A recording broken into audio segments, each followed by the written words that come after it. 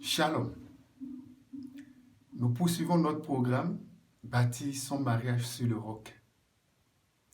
Et aujourd'hui, nous commençons le deuxième module intitulé À la découverte de l'âme sœur. Dans cette première vidéo, nous donnerons 2 des 5 éléments qui sont importants pour nous dans la découverte de notre âme sœur. Et dans la vidéo prochaine, nous parlerons des 3 autres. Le premier élément qui nous aide, au travers duquel nous pourrons découvrir notre âme sœur, est intitulé la description. Lorsque nous lisons Genèse 2, du verset 18 au verset 24, nous voyons Dieu qui, après sa déclaration de la nécessité que l'homme ne soit pas seul, il a dit, il n'est pas bon que l'homme soit seul, je lui ferai une aide semblable. Il n'a pas directement créé la femme. Il a créé d'abord des animaux. Il a formé des êtres animaux qu'il a apportés à l'homme et lui a demandé de les nommer. Et l'homme, après avoir nommé chacun de ces animaux, devant Dieu, l'homme déclara qu'il n'y trouve aucun être semblable à lui. L'homme ne retrouva aucun être parmi ces animaux qui le ressemble, avec qui il pourrait s'unir. Aucun de ces animaux ne répond aux désirs, aux critères, ne correspond à la volonté de l'homme dans le choix du conjoint. Alors, Dieu le plongea dans un sommeil et retira une côte de lui et lui forma une femme. Et à son réveil, lorsque Dieu lui amena cette nouvelle créature, l'homme pouvait déclarer, voici l'os de mes os, chair de ma chair. Ce qui veut dire que l'homme reconnaît dans cette nouvelle créature son âme sœur. Cette nouvelle créature répond à ses désirs, répond à ses critères. Et pleinement, il accepte cette nouvelle créature. De la même manière, Dieu, nous ayant donné la capacité de vouloir, nous ayant donné la capacité du choix, ne nous impose pas une conjointe ou un conjoint. Il fait appel à notre volonté, il fait appel à nos désirs. Il implique, il ajoute à sa volonté, il implique notre volonté dans le choix de notre conjoint. Ainsi, il est important pour nous de ne pas juste prier, Seigneur, donne-moi un mari, Seigneur, donne-moi une femme. Mais il est important de lui exprimer nos désirs en rapport à cette femme, en rapport à l'homme que nous désirons avoir, à notre conjoint. Il est important de lui faire une description de notre âme sœur, de la personne que nous serions ravis d'avoir dans notre vie, qui marchera avec nous, des caractéristiques. Il est important que nous exprimons notre âme. Par exemple, pour nous qui sommes enfants de Dieu, nous pouvons commencer par dire, Seigneur, accorde-moi un époux ou une épouse né réellement de nouveau. Accorde-moi un époux ou une épouse qui t'aime, qui est attaché à ta parole et qui aime son prochain comme lui-même. Accorde-moi un époux, une épouse qui aime le travail comme tu aimes le travail.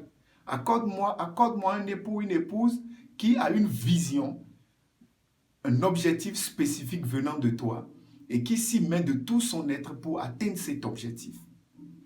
Et en ajout à cela, nous pouvons même aller jusqu'à décrire la race de l'époux ou de l'épouse que nous voudrons, auquel notre âme aspire. Nous pourrons y ajouter même les descriptions physiques. Ô Seigneur, je voudrais une femme ou un homme élancé, je voudrais une femme ou un homme de taille courte. Et cela, ce n'est pas un péché d'exprimer devant Dieu notre volonté, puisque c'est nous, lui-même qui a mis en nous la capacité de vouloir et la capacité de choisir. C'est lui-même qui a mis en nous le désir, l'aptitude à désirer. Donc, il est important que nous lui exprimons nos désirs, que nous lui exprimons notre volonté par rapport à notre conjoint. Une chose est sûre, il ne fera pas trait pour trait notre volonté. Dans le choix de notre conjoint qu'il a prédéterminé pour nous, il ne se basera pas sur notre volonté. Il se basera sûrement sur sa volonté. Mais il tiendra compte en une certaine mesure de notre volonté, de nos désirs, d'où il est important pour nous de faire une description, connaissant notre personnalité, ayant une perception de la vision biblique spécifique de notre mariage, ayant une perception de notre destinée. Il est important que nous fassions une description à notre Dieu et que nous le lui présentons dans la découverte de notre âme sœur. C'est le premier pas à faire, la description. Ne pas juste prier en l'air, Seigneur, donne-moi une femme, donne-moi un homme, mais lui décrire dans une certaine mesure ce que nous voulons, lui exprimer notre âme. Il est important que nous lui exprimons notre désir. Nous pouvons voir dans Genèse 24, face au choix de la femme d'Isaac, de Rebecca, Abraham, l'ami de Dieu, il fit une petite description qui en dit long, qui porte beaucoup d'éléments.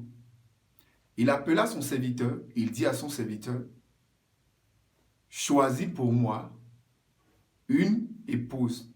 Il lui dit, il envoya dans sa nation. Il lui dit, je ne voudrais pas, ne prends pas pour moi une femme d'origine cananéenne. Il lui dit, ne prends pas pour moi une femme d'origine cananéenne, mais va plutôt dans ma patrie. Vous voyez, il choisit la race, pour dire ainsi, la nationalité, l'origine de la femme qu'il désire pour son enfant. Et il lui dit, ne choisis pas une femme d'origine cananéenne, mais choisis plutôt une femme venant de ma patrie.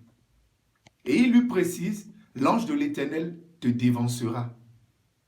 Vous voyez, il n'a pas juste dit, choisis une femme, il n'a pas juste choisi une femme pour son fils Isaac.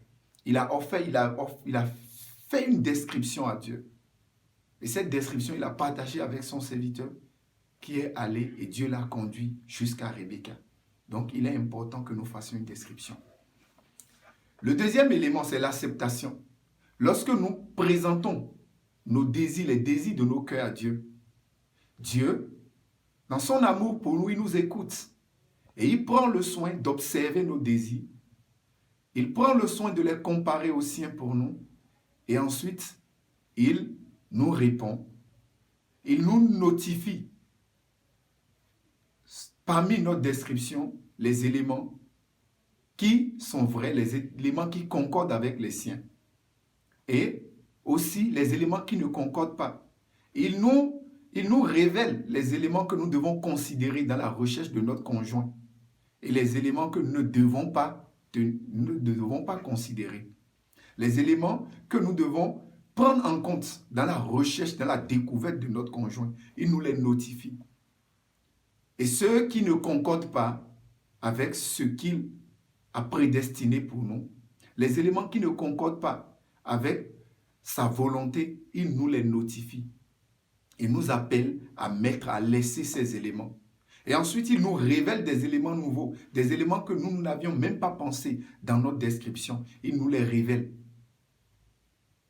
Et il nous porte à la connaissance des choses qu'on ne connaissait pas par rapport à la description de notre conjoint, afin de nous aider, afin de nous donner une bonne perception, une description solide, une description qui nous porterait, qui nous aiderait dans la découverte de notre conjoint.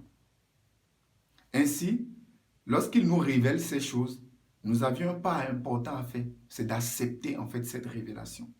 De comprendre, même si tout ce qu'il nous révèle ne concorde pas entièrement à notre volonté, même s'il y a certains éléments qui ne concordent pas à nos désirs, sachant que notre Père Céleste veut le meilleur pour nous, sachant que ses désirs, sa volonté pour nous reste le meilleur.